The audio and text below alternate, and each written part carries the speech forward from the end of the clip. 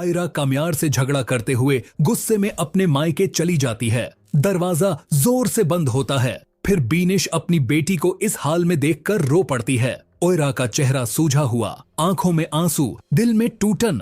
इरफान साहब दूर से सब देखते रहते हैं। उनकी आंखों में भी नमी आ जाती है, लेकिन वह खुद को सख्त बनाकर कहते हैं कि एवारा इस घर में नहीं रह सकती। बीनिश पहली बार इरफान साहब के खिलाफ खड़ी हो जाती है। वह आयरा को अपने सीने से लगा लेती है और उसे उसके कमरे में ले जाती है। इरफान साहब खामोश रह जाते हैं। उधर कामयार के घर में असल ट्विस्ट शुरू होता है। फरीहा दोबारा प्लान बनाती है कामयार को हासिल करने का। इस बार उसका साथ दे रही होती है नफीसा, क्योंकि नफीसा पहले से ही आयरा को पसंद नहीं करती। उसका इरादा साफ है, कामयार का एरा से तलाक और फिर फरीहा से शादी। लेकिन कामयार कभी भी एरा को तलाक देने के लिए तैयार नहीं होता। इसलिए फरीहा और नफीसा एक नया जाल बुनते हैं। फरीहा कामयार को एक पार्टी में ले जाती है। म्यूजिक, लाइट्स और फिर ड्रिंक्स। कामयार हद से ज्यादा नशा कर लेता है। रात देर से फरीहा उसे घर वापस लाती है। नफीसा पहले से तैयार रहती है। तलाक के पेपर्स टेबल पर रखे होते हैं।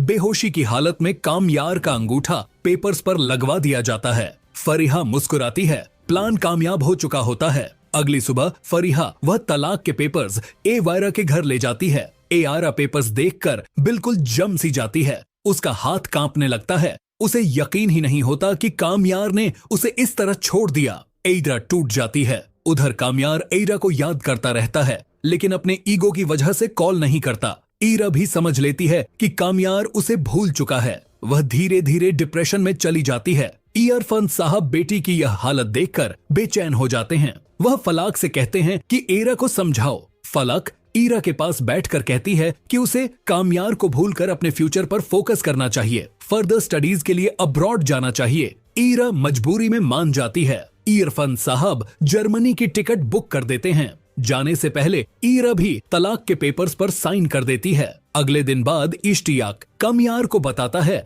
कि ईरा जर्मनी जा रही है। कामयार हैरान रह जाता है। वह पूछता है, आखिर क्यों?